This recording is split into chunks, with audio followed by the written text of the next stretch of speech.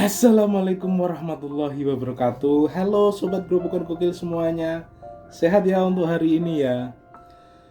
Nah, selamat buat Pak Prabowo dan Mas Gibran yang telah secara resmi menjadi presiden terpilih di tahun 2024-2029 ya. Nah, tadi malam KPU sudah mengumumkan hasilnya secara resmi.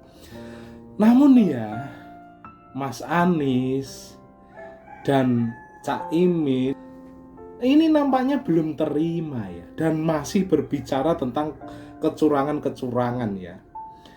Dan mereka berdua pun juga belum mengucapkan selamat kepada Pak Prabowo. Hal tersebut berbanding terbalik dengan Pak Surya Paloh yang sudah memberikan selamat kepada Pak Prabowo dan Gibran. Nah, dengan pernyataan Surya Paloh tersebut tentunya sangat mempermalukan Anies ya, yang keluar-keluar ingin hak angket dan sebagainya. Padahal Pak Surya Paloh ini hak angket masih 50-50 lah.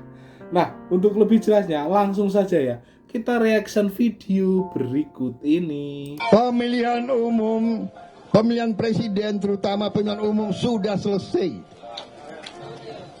Semua pilihan rakyat adalah harus kita hormati. Yang memilih 02 kita hormati. Yang memilih 01 kita hormati. Yang memilih 03 kita hormati. Ya. Kita bersatu.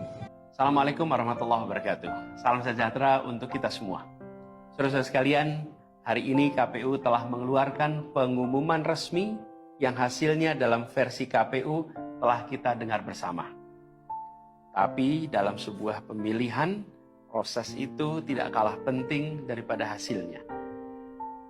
Proses pemilihan itu penting untuk dipastikan terbuka, adil, jujur, bebas dari berbagai macam tekanan. Saudara-saudara sekalian, sepanjang perjalanan Pilpres kali ini, sejak awal kita semua telah melihat dan menemukan begitu banyak ketidaknormalan, kekurangan dan pembiaran terhadap proses yang tidak wajar, yang tidak pernah terjadi sebelumnya dalam sejarah bangsa ini.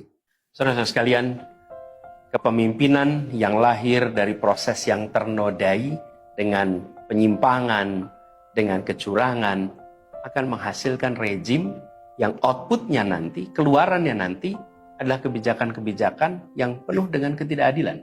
Dan ini yang tidak ingin kita.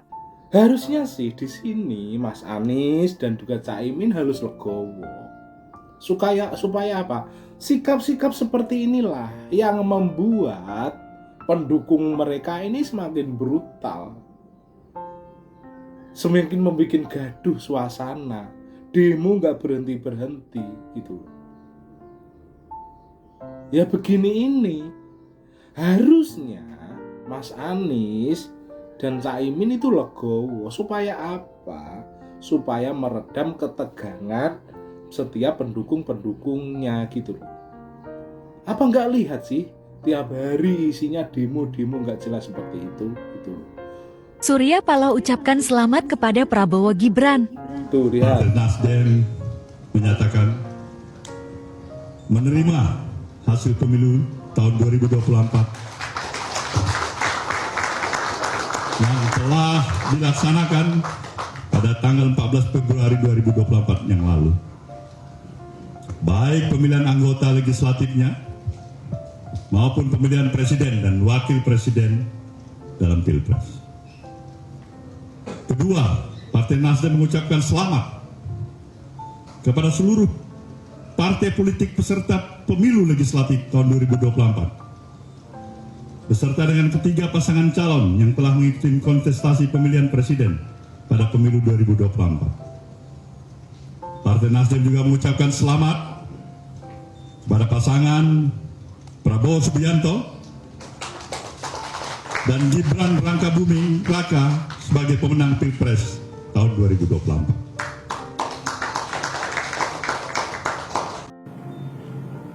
Seterusnya hak angket. Ini yang paling menarik. Saya berbicara dengan saudara semuanya dengan bahasa kita dalam komunitas pers. Ada terus terangan, ada spontanitas. Saya pikir saya harus katakan itu. Dengan energi Partai Nasdem yang relatif masih amat terbatas. Kalaupun Nasdem mendorong hak angket itu semata-mata karena penghormatan kepada hak konstitusional yang dimiliki oleh seluruh anggota dewan.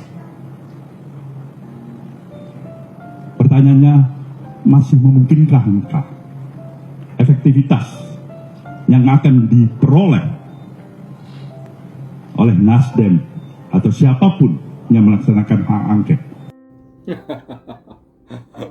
Dengar sendiri kan pernyataan Pak Surya Paloh.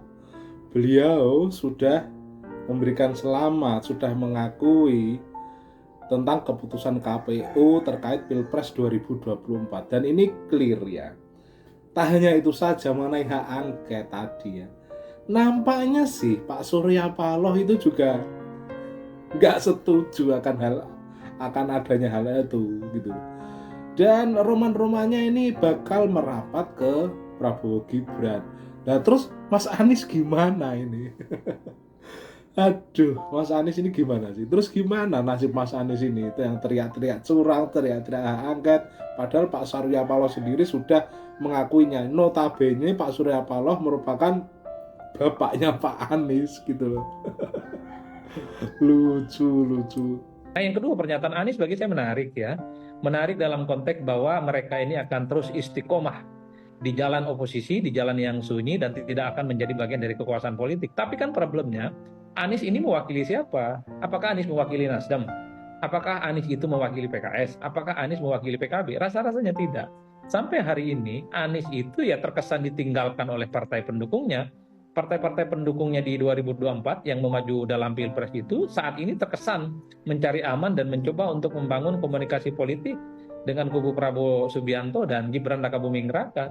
Beberapa waktu yang lalu kita bisa melihat bagaimana Nasdem misalnya Surya Paloh bertemu dengan Pak Jokowi. Ini komunikasi politik pasca Pilpres yang dikaitkan soal kemungkinan bagaimana Nasdem juga akan menjadi bagian dari koalisi Prabowo Gibran di masa yang akan datang. Beberapa hari yang lalu kita juga bisa menyaksikan 2 menteri PKB ya juga diutus untuk bertemu dengan Pak Jokowi. Ini tentu adalah bagian dari tanda-tanda politik betapa memang bahwa PKB itu sangat mungkin mereka juga akan menjadi bagian dari koalisi pemenang. Cukup ratusan tahun kita dipecah belah oleh kaum imperialis dan kaum kolonialis. Cukup dan cukup. Indonesia sekarang bersatu. Indonesia sekarang kuat. Indonesia sekarang ingin bekerja untuk rakyat Indonesia, bukan untuk orang lain.